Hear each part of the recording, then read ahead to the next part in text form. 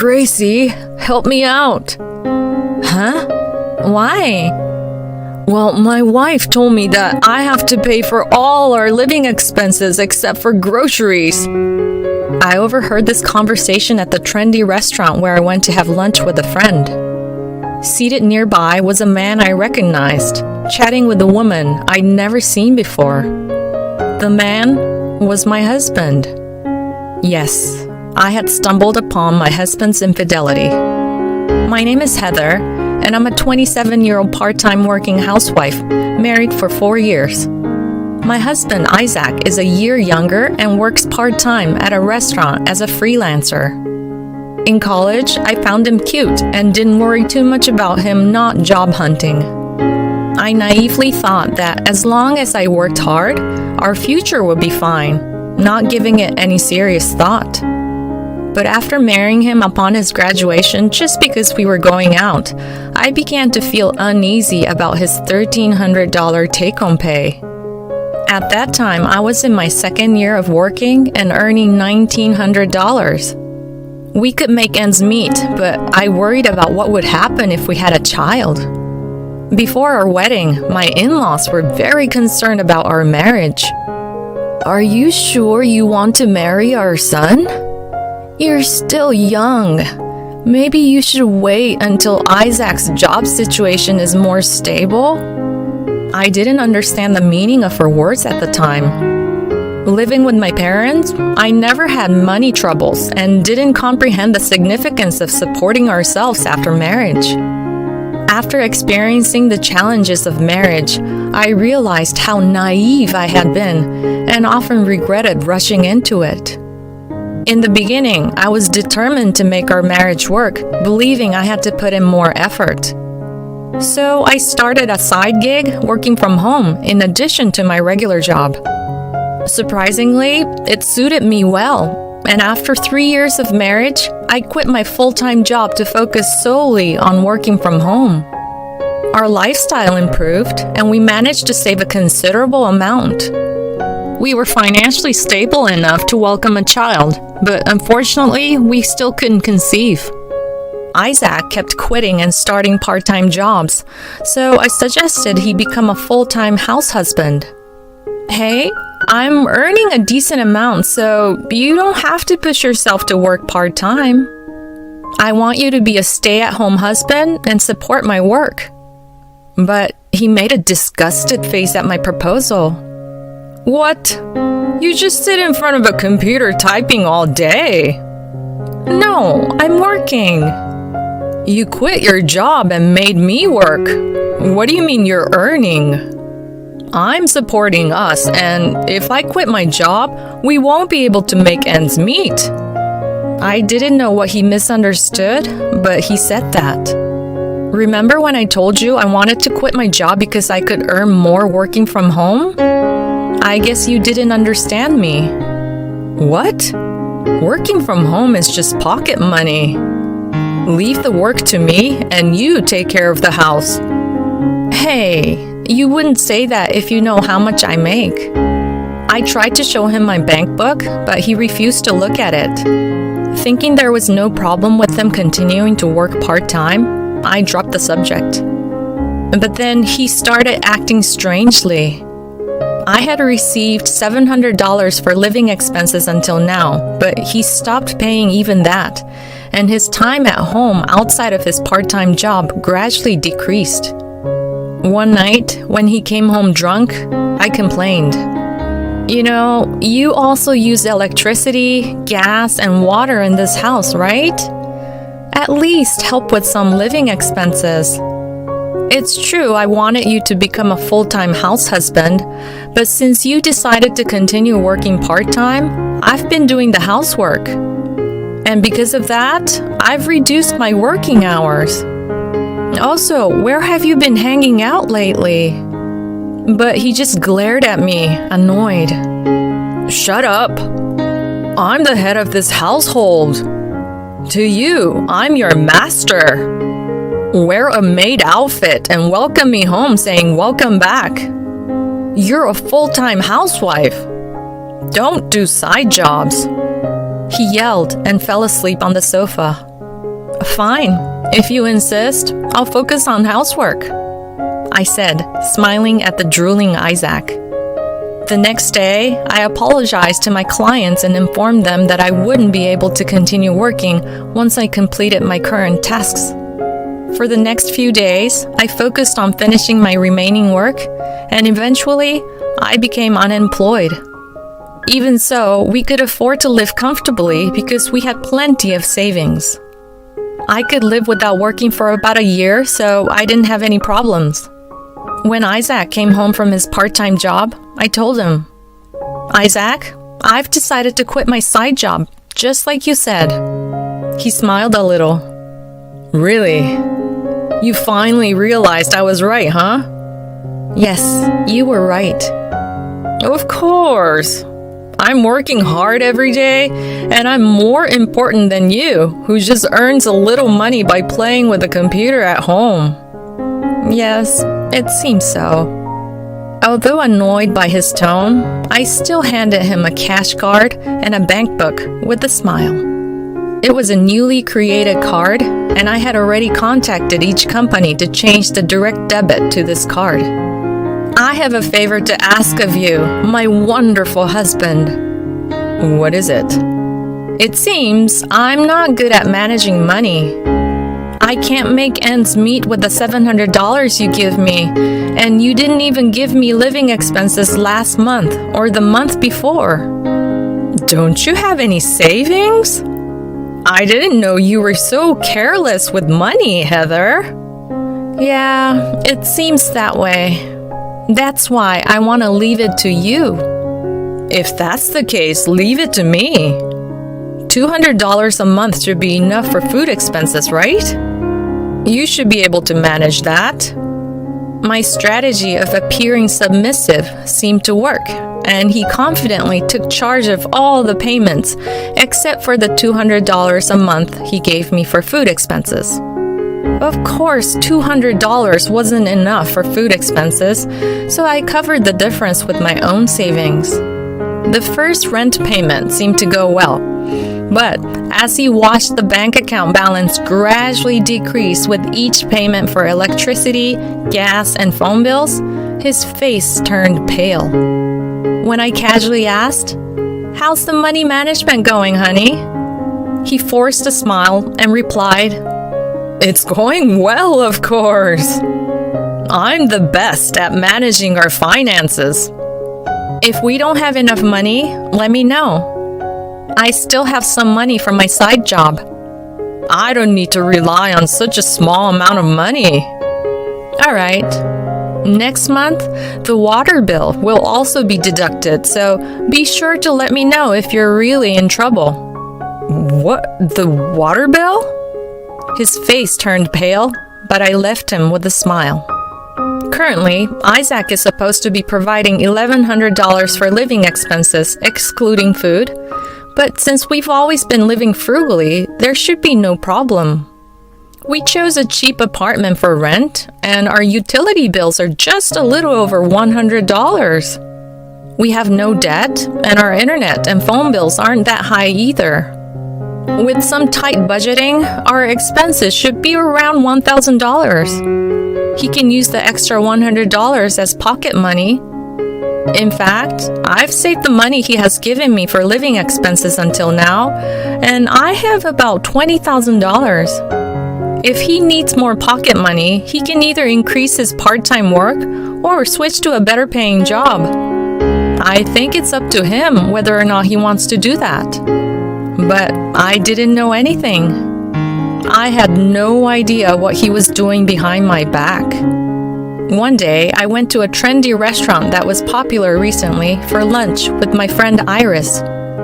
It was a popular place among women, and there were a few couples inside. We ordered the popular menu items, took some selfies, and had a fun time talking and laughing about recent events. At that moment, I heard a man's voice from another table.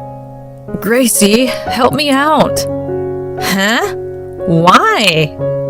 "My wife actually told me I have to pay for all the living expenses except for food." "You're married?" "Yeah. My wife used to take care of everything around the house.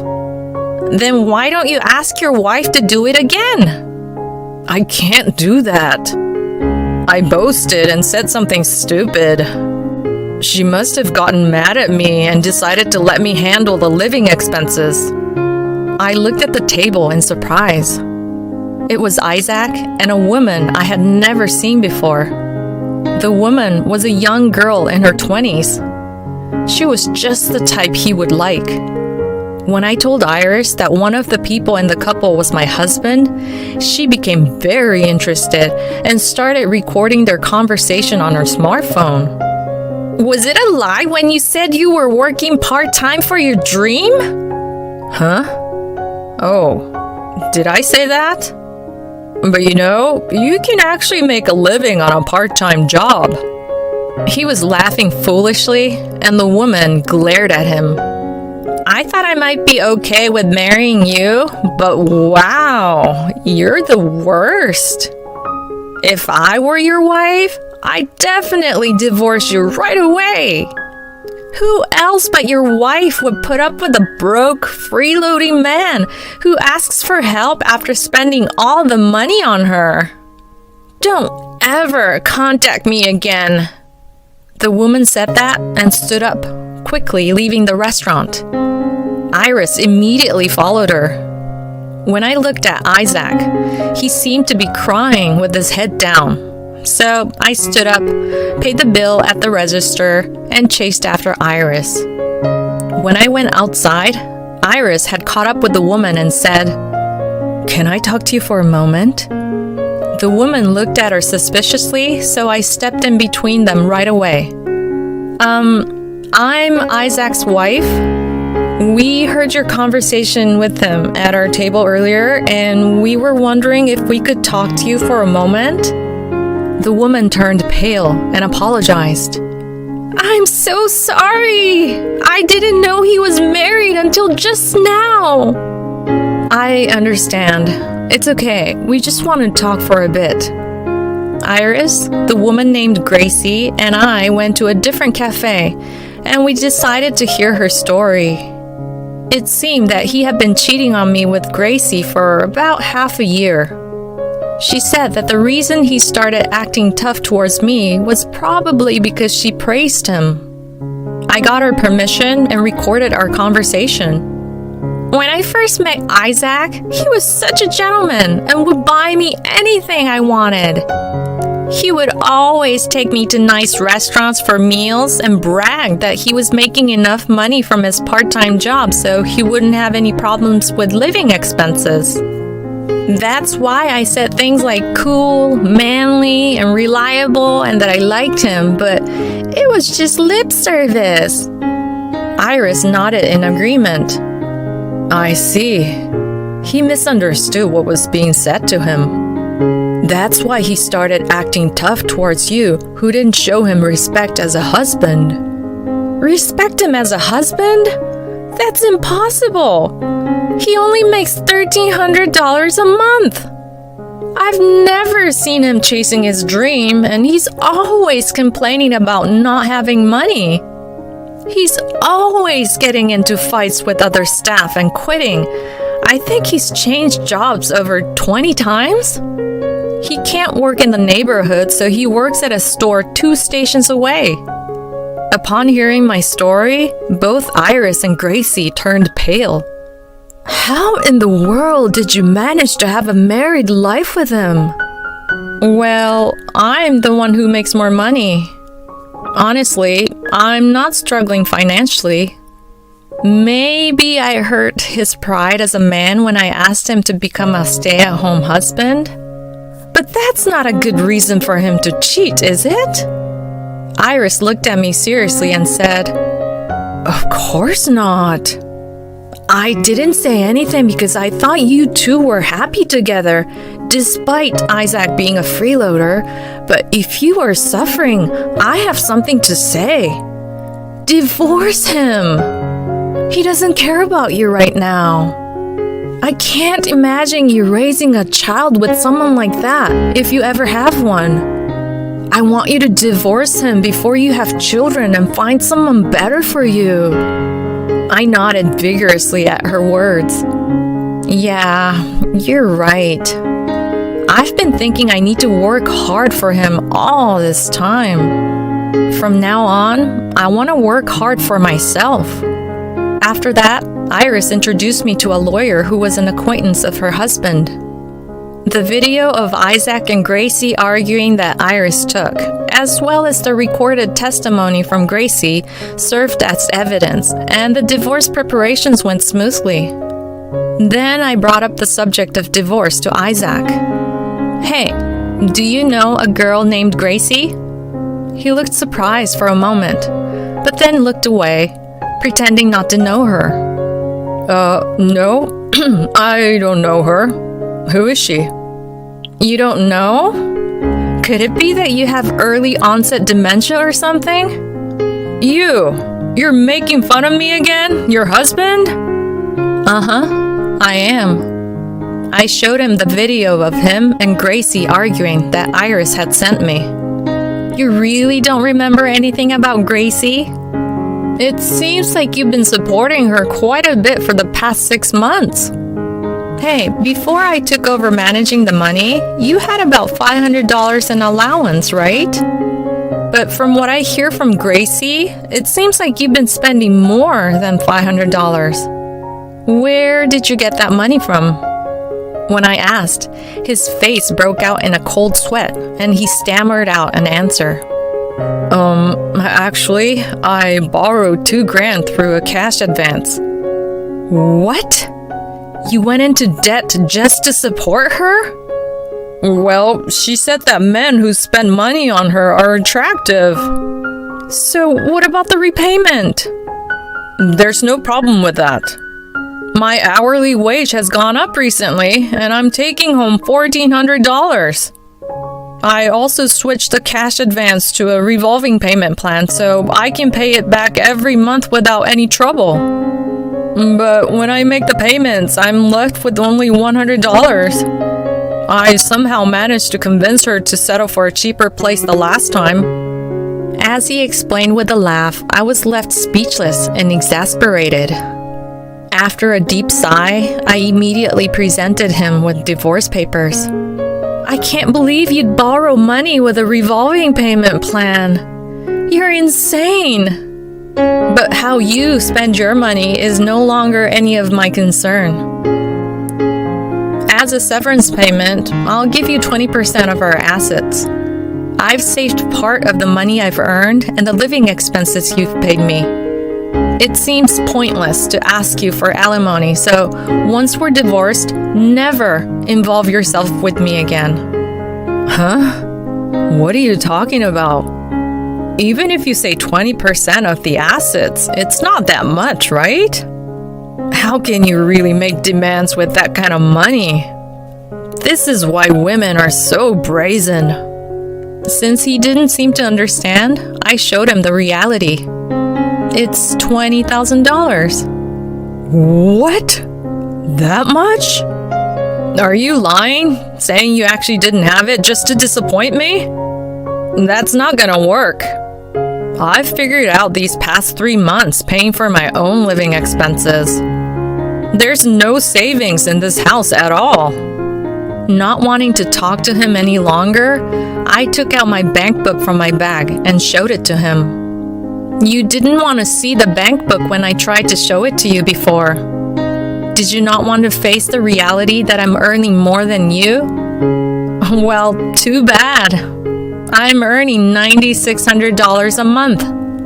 I have a total of $100K in savings. In shock, Isaac looked back and forth between the bank book and me.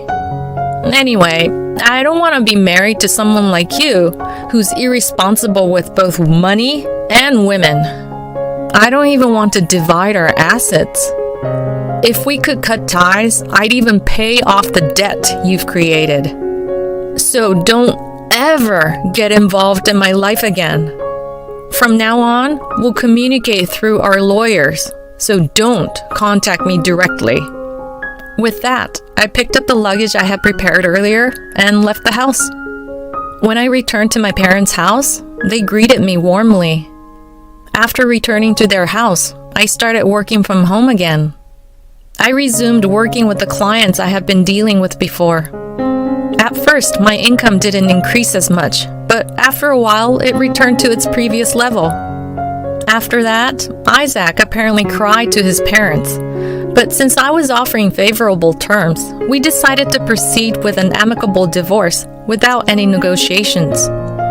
At one point, we had a discussion with our lawyers about the division of assets, and Isaac and my in-laws came to my house. My in-laws apologized profusely, making me feel almost guilty. We agreed that the division of assets would be settled in a way that satisfied me, and I would transfer $20,000 to Isaac as a severance payment. According to my in-laws, they were afraid of giving him a large sum of money, and they thought that even $20,000 was too much. We will make Isaac pay for the debt he incurred. You don't need to pay for it, Heather. We'll also handle the cancellation fees for the apartment and the disposal of the furniture and appliances. We're truly sorry for the trouble our son has caused you. My father-in-law apologized, and it seemed that my mother-in-law had scolded Isaac quite a bit, as his face was beet red and he was looking down. Seeing him like that, I felt a bit relieved. I had been on guard, thinking that he and my in-laws might demand reconciliation after learning about my monthly income, but I'm glad that they were good people. Since then, Isaac has been forced to work at his relative's company, living and working there. His debt was only about $2,000, so I think he could pay it back quickly, but he seems to be working like a horse without being able to go out freely. This is probably a good lesson for him, who had always been spoiled and dependent on me. I can only pray that he becomes a decent member of society. As for me, I continue to meet up with Iris and have lunch together. This time, as a token of my gratitude, I gave her a travel voucher. Then she said she wanted to go with me and made travel plans for us. I wanted you to travel with your family.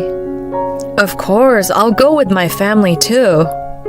But you're my best friend, so it's okay to prioritize you, right? She said that with a big smile. I consider myself fortunate to have become friends with her. I want to continue to cherish such a best friend in the future.